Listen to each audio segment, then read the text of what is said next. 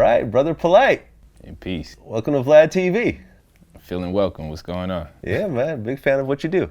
Thanks a lot. Okay, so this is our first interview. So let's start from the very beginning. You had a very kind of interesting upbringing. What exactly happened with your mother and father? Well, my father, he raised myself and my sister up until the point of age 8. Then he walked out on us. My mother, she died the week that I met her. I met her when I was 17 years old, and I didn't know she was suffering from cancer. So I had my 7 days with her, and I never really got a chance to expound on some of my discontentment with her not being in my life, because though she wasn't there for me, I had to be there for her. Mm-hmm. So she passed away when I turned 17. In between that time, I was in shelters, group homes, homeless at one point. Of course, joined the gang, Crips, from Brownsville, Brooklyn, and that's kind of how that whole thing worked out. Wound up being locked up for murder, attempted murder, and I found my way through, transcended all the adversity, and became conscious. So your mother left early on, or? Yeah, well, what happened was my father was a bit abusive. Okay. To what I can gather, because I didn't know much about my mother until I got older. Mm-hmm. And it was said that my mother would die if she had me. And they believed, because of the violent interactions from time to time with my father and her, that perhaps my father may have intimidated her into having me. But my father's mother, my grandmother, who I was raised by, for the most part, that I call moms, she later told me before she died, when she was in a nursing home, she told me that my father was the one actually saying abort me. And my mother did everything she could do, despite both families saying to get rid of me, to have me. And then once she had me, she gave me over to my father. Okay. Yeah. And your father was around until you were 8, and then he left. He left. He lost his job. I believe he's depressed. He suffered from alcoholism at the time, so he's a bit violent. And I believe he was overwhelmed by the social pressure of not being able to respond as a man in the household. And I believe that's the reason he most likely left. So at 8 years old, you had no mother and father, essentially. Yeah, they called me alien when I was in school. Alien? Yeah, they Why said, is that? How the hell I don't got a mother and father? Everybody at least had one. Yeah. So, and I knew very little about my mother. And when my father left, I was grief-stricken by it, so I didn't speak about him much, because I was angered by it, because I was doing everything in my power to hold on to my relationship with my father. So he couldn't do bad. No amount of bad could he do when I turned my back on him, because I was holding on to him in light of the fact I didn't have my mother. So despite his transgressions, everybody else may have judged him, but I just did what I could do to let him know that I embraced him. And so when he left, I was plagued by it, because as much as I forgave him for whatever he did wrong, it still wasn't enough. He still would wind up leaving. Yeah. What was it like to meet your mother for the first time? I mean, you were 17, right? Yeah. It was kind of wild.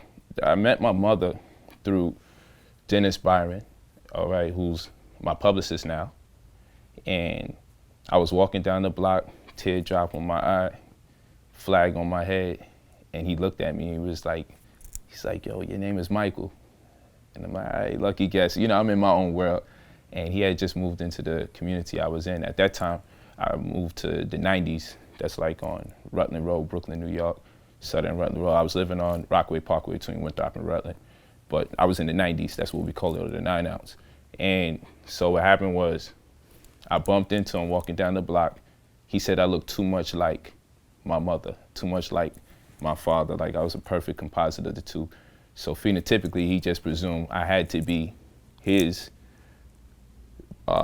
sister's son, right? So this is my mother's brother. And in turn, he was like, look, I can introduce you to your mother. And of course, I didn't gave that up. I went to psychologists. I used to cry. I went through a 6-month stretch of crying for my mother. I was really grief-stricken by it. So at this age, being told that someone could take me to my mother that I bumped into randomly walking down the block, I was ready to hurt this man for messing with my emotions. Yeah. And he couldn't even believe how rough and rugged I looked at the time, that his sister's son was out there gangbanging and everything. So I built with him long enough and he convinced me, but I didn't see my mother the first week that he told me about her. I was reluctant to do so because I was just thinking about it and couldn't really figure it out. So then the following week I actually took him up on the offer and I saw my mother. And it was overwhelming because one of the first things she asked was if my family still lived in the area that I was presently living in. Now that hurt me because that meant that my mother could have saw me any day. She knew where you were and she didn't see you, yeah. So that really bothered me the most, I that bet. she even knew where I lived at while I was crying all them days, Yeah. you know, making cards out to males and females for Mother's Day, you know, so, but when I seen her, I seen someone who looked like me because every day I was walking down the block looking at women, wondering if the ones that look like me or the ones I look like, could it possibly be my mother? Right. So the day finally arrived. The woman I've been crying for all these years, I actually got a chance to see her, and she didn't have her hair on her head, you know? Mm-hmm. She was wearing a wig, but, you know, the wig came off, and I realized she was sick. Now, no one told me she was sick when I was going to see her. They said it was too hard to tell me. But, you know, so now I'm shocked completely. I'm seeing my mother for the first time, 17 years old, and she has no hair, and I'm learning that she's on her way out. And of course, I couldn't conceive she would be leaving inside of 7 days. I thought I had some time to play with, so I took my time in getting to learn her. And then she had a son that wasn't from my father. Wow. So you had a half-brother. I could never really connect with him. Like, even to this day, only because I matured more, I've been able to communicate with him. But at the time, I was way too immature, and I was just overwhelmed by so much. I had a case, you know. I'm used to no one being there for me for the most part. My sister was doing time at some point or the other. She was doing a minimum year and a day from stabbing somebody and hustling and all this other stuff. So I was taking care of her son, my little nephew, to make sure he doesn't get caught in the system while I'm a child myself. So I've learned to kind of make it happen. I managed to wind up getting some kind of house, working out a deal, paying somebody off. And so I had a complex, like I don't really need nobody, right? But I broke down when I saw my mother, because I looked like her, but the sick version. That's what I was looking at. And I wasn't prepared to see that. So to not see somebody that created you, the womb from which you derive, and then to find out no sooner than you meet them, they're gonna exit again, it crushed me, you know? And it developed a lot of psychosis for the most part in me that would take a lot of years for me to really understand or assimilate, granted the information that I was confronted with later. Absolutely, man. It's definitely a very, very hard story to even listen to. So at what point did you start actually joining a gang and joining the Crips? That happened early. I was coming from 94th Street and Rutland Road. There used to be a bar over there. I was mad young. I used to always go to the bar. I was always allowed in it. The hood let me be there, right? And it's real cool. What happened was, not too long prior, my mans and them was making fun of me because they was talking about their sexual engagements with women. And, you know, I was trying to play along, but they could tell, like, I never really had sex. So they started making fun of me, and I'm like, yo, I had sex before, you know?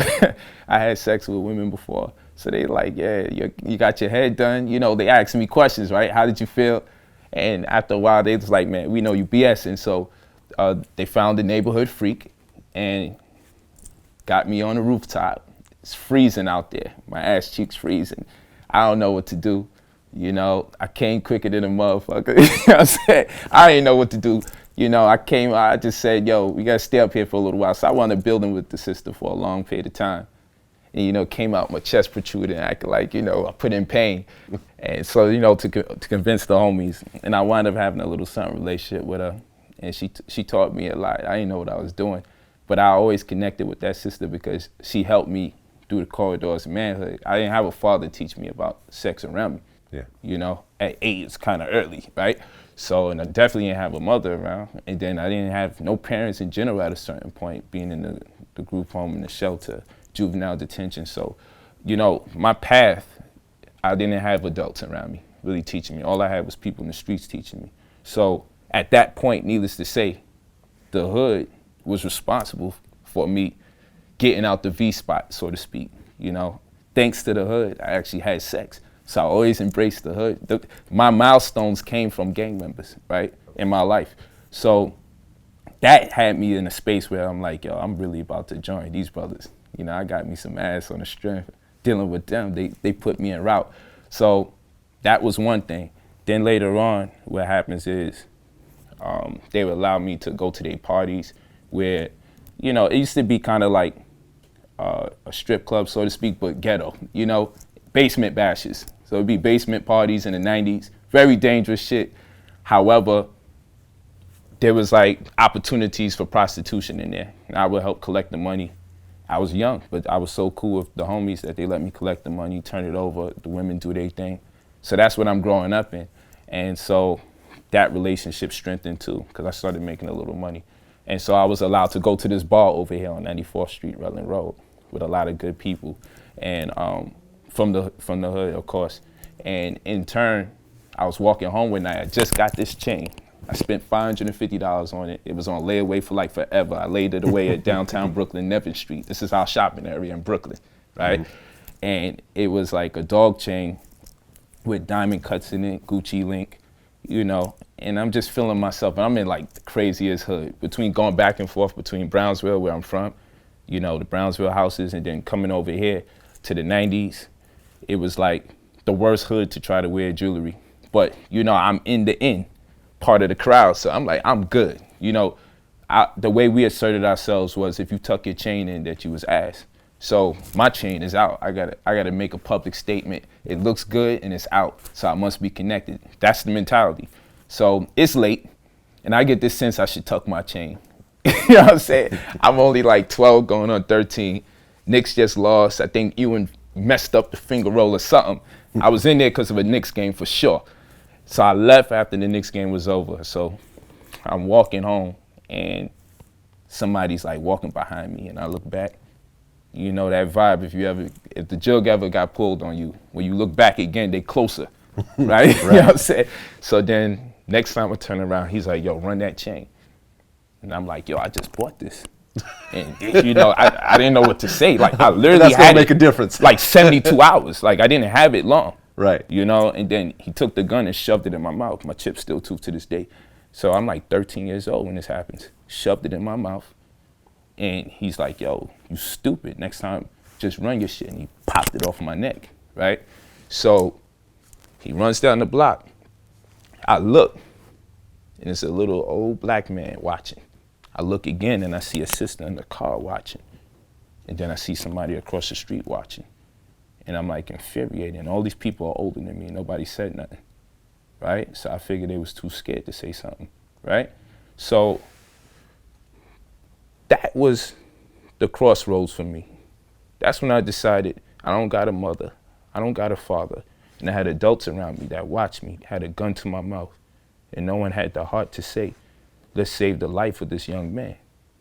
Right, because you could have gotten killed right there. Could have got killed. Yeah. And granted, I'm older now, and I understand the fear that may have resonated with them when they seen the action.